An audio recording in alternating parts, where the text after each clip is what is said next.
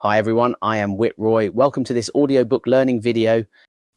Hi everyone, my name is John and I work alongside Whit Roy as an electrical tutor. In this video, we will introduce ASNZS 3017, which covers electrical installations, verification by inspection and testing.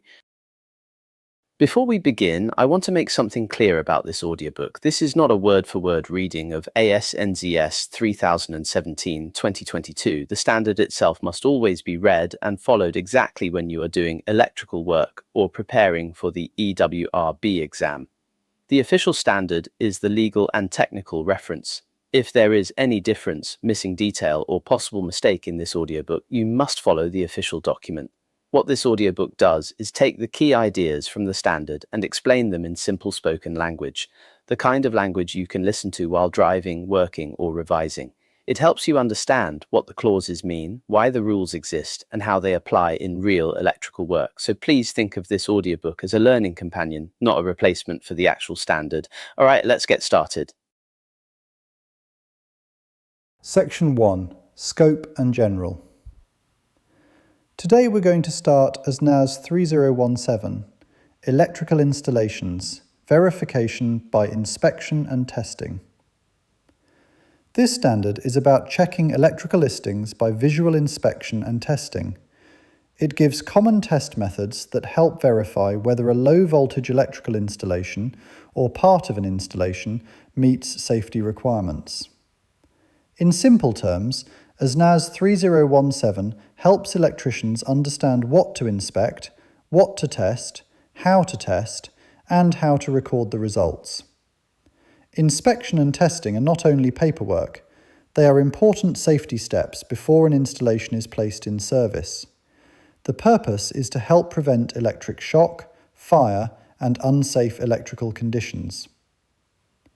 This standard is closely linked to ASNZS 3000, because ASNZS 3000 requires electrical installations to be inspected and tested before use. So ASNZS 3017 gives practical methods that can be used to help satisfy those verification requirements. Clause 1.1. Scope. Clause 1.1 explains what ASNZS 3017 is about. This standard sets out common inspection and test methods used to verify that a low-voltage electrical installation or part of an installation complies with safety requirements. It mainly shows testing procedures for an installation connected to a multiple earthed neutral system, or MEN system.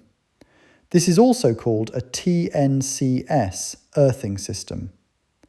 The methods shown in this standard are not the only possible methods. Other equipment and other methods may also be used, as long as they give equally valid results. The methods may also be applied to other types of low-voltage installations, not only MEN installations. They may also be used for part of an installation, such as alteration work or repair work. In simple terms, this standard is not only for a brand new whole installation. It can also help when checking part of an installation after electrical work has been carried out. The clause also explains that inspection and testing can be used during design, selection, and installation as good work practice.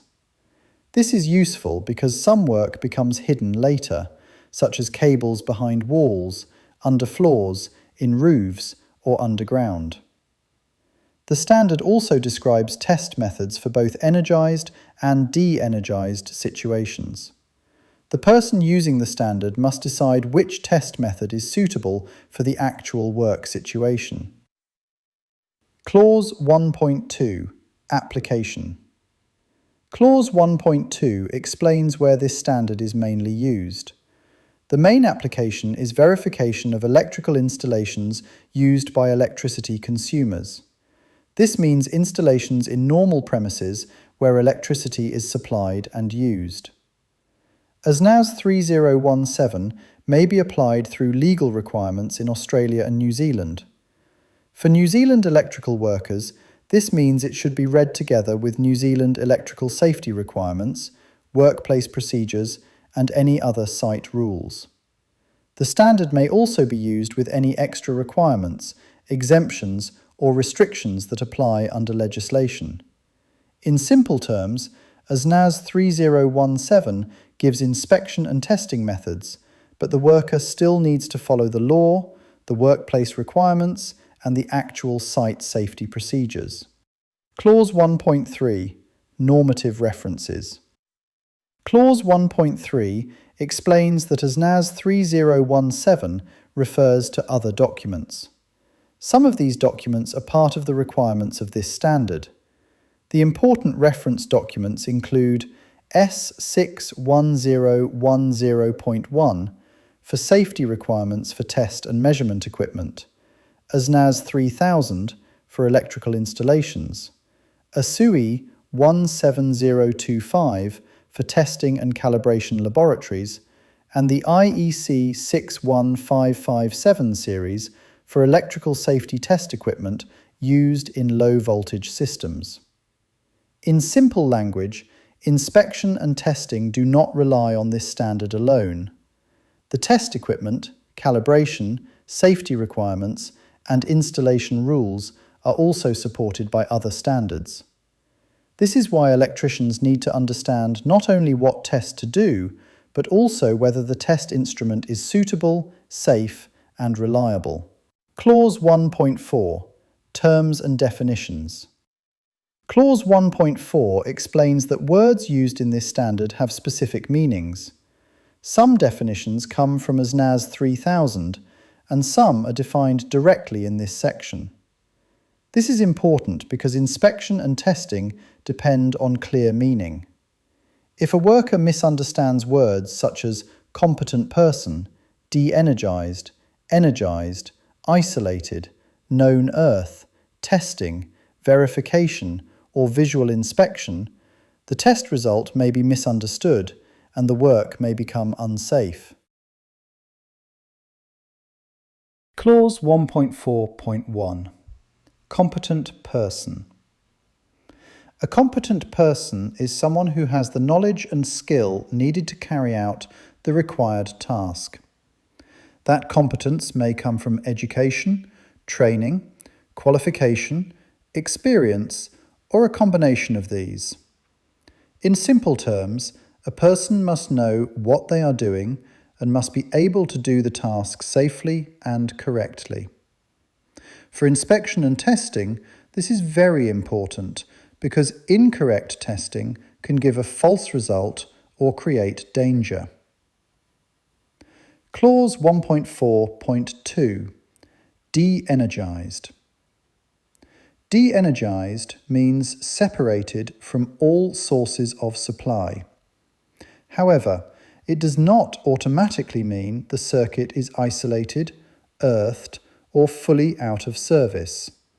This is an important difference. A circuit may be de-energized, but further safety steps may still be needed before it is safe to touch or work on.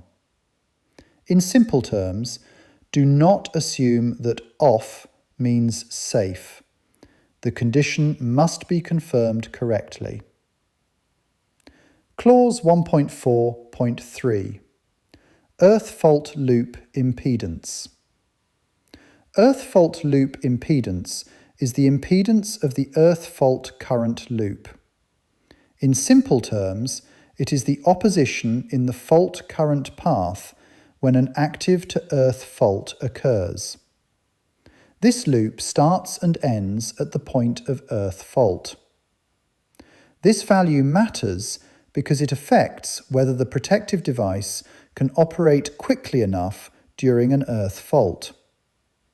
For students, remember that EFLI is closely connected with fault protection and automatic disconnection of supply. Clause 1.4.4 Energized. Energized means connected to a source of electrical supply. In simple terms, the circuit or equipment is live or has supply connected. When something is energized, there is a risk of electric shock, arc fault, burns, and other hazards. So energized testing must be treated very carefully. Clause 1.4.5 Equipotential bonding. Equipotential bonding means electrical connections used to bring exposed conductive parts or extraneous conductive parts to the same or nearly the same electrical potential. These bonding connections are not intended to carry current during normal service. In simple terms, bonding helps reduce dangerous voltage differences between conductive parts. This is important for shock protection. Clause 1.4.6 Exposed conductive part. An exposed conductive part is a conductive part of electrical equipment that can be touched and is not normally live, but could become live if basic insulation fails. In simple terms, it is a metal part that may become dangerous under fault conditions. However, some conductive parts are not treated as exposed conductive parts in this definition. For example, some parts may be inside an enclosure that cannot be accessed without a tool or key. Some parts may be separated from live parts by double insulation or by earthed conductive parts. Small items such as nameplates, screw heads, covers, or similar parts may also be excluded if they cannot become live because of how they are supported and fixed. A removable or hinged conductive panel may also be excluded where conductors are arranged so they cannot contact the panel if they become loose. In simple terms, the definition focuses on touchable conductive parts that could become live under a fault. Clause 1.4.7 Ingress protection, IP classification. Ingress protection, or IP classification, describes the degree of protection provided by an enclosure for electrical equipment. In simple terms, an IP rating tells us how well an enclosure protects against things entering it, such as solid objects, dust, or water. This matters because electrical equipment must be suitable for the environment where it is installed and tested. Clause 1.4.8 Insulated. Insulated means separated from nearby conductive material by a non-conducting material or by an airspace. That separation provides resistance to current flow and helps prevent electric shock or dangerous leakage current. In simple terms, insulation is the barrier that stops electricity going where it should not go. Good insulation is essential for safe electrical installations. Clause 1.4.9 Isolated. Isolated means separated from all possible sources of electrical energy and made unable to become energized unintentionally.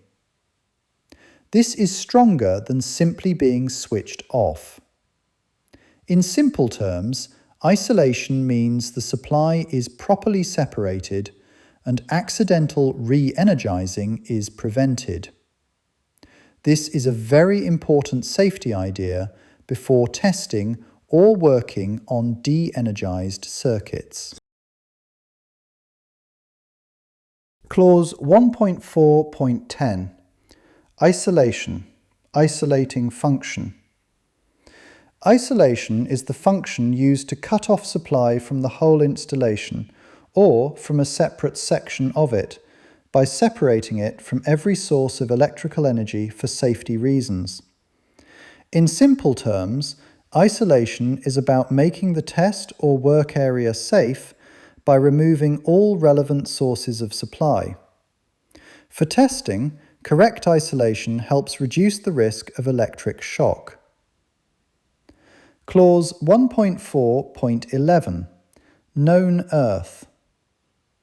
A known earth is an earth point that has already been tested and confirmed as connected to the installation earthing system.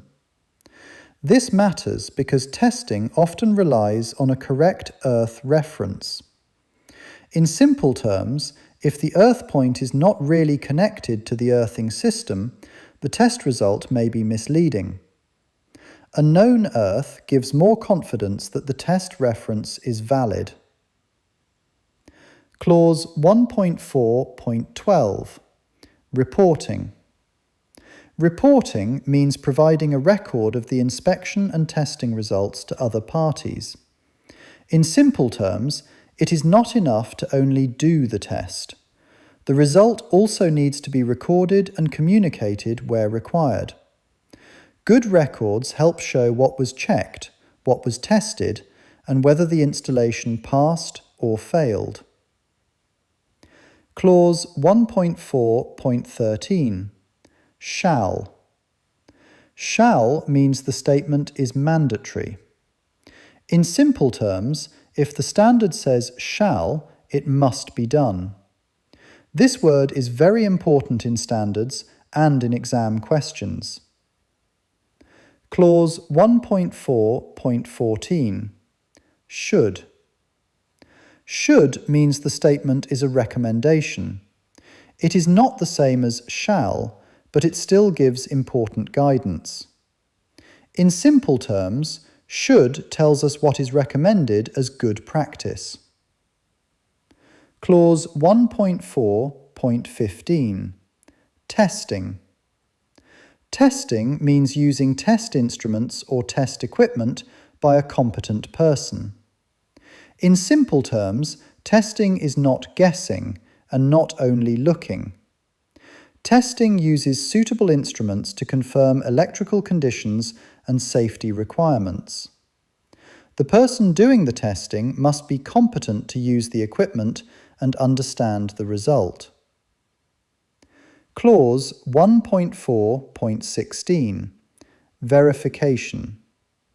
Verification means providing objective evidence that a given item meets specified requirements.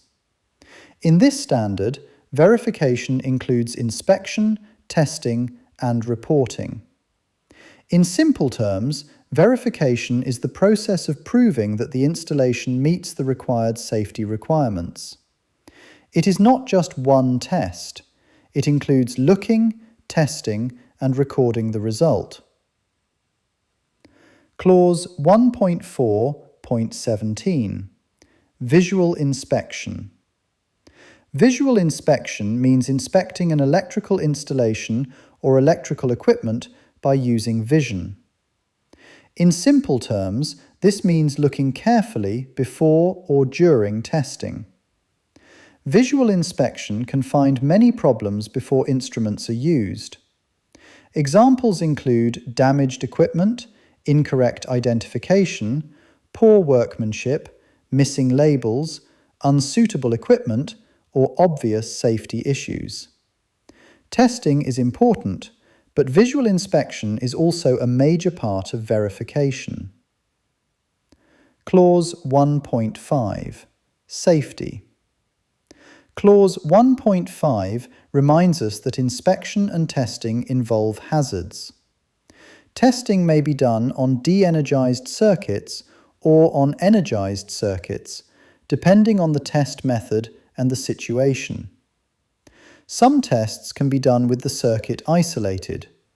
Some tests can only be done with supply connected. So safety planning is always required before inspection and testing starts. In simple terms, testing is a safety activity, but the testing process itself can still be dangerous if it is not controlled properly. Clause 1.5.1. General electrical inspection and testing naturally involves some hazard. For this reason, it must be carried out by a competent person. The person doing the inspection and testing is responsible for using safe work practices during all inspection and testing procedures. This standard includes test methods for both energized and de-energized situations. When working safely on de-energized circuits, the circuit being tested must be isolated. Testing an isolated circuit reduces the risk of electric shock. However, some tests can only be carried out when the supply is connected and the circuit is energized. In simple terms, use the safest suitable test method, but understand that some tests still require live supply. When live testing is required, extra care, correct equipment, and correct procedure are essential. Clause 1.5.2 Work Health and Safety. Before inspection and testing starts, a site-specific risk assessment is required. This risk assessment is used to identify risks and decide the control methods. In simple terms, before testing, stop and think about what could go wrong and how the risk will be controlled. The risk assessment should consider the age and condition of the equipment being tested, because older or damaged equipment may create extra hazards. It should also consider the requirements of the regulatory authority before testing begins. Safe work practices from health and safety legislation and ASNZS 4836 should also be considered. The safety procedures for each test are described later in Section 4 of this standard. So before carrying out inspection and testing, do not only prepare the tester, prepare the work area, understand the risk, choose the safe method, and follow the correct procedure.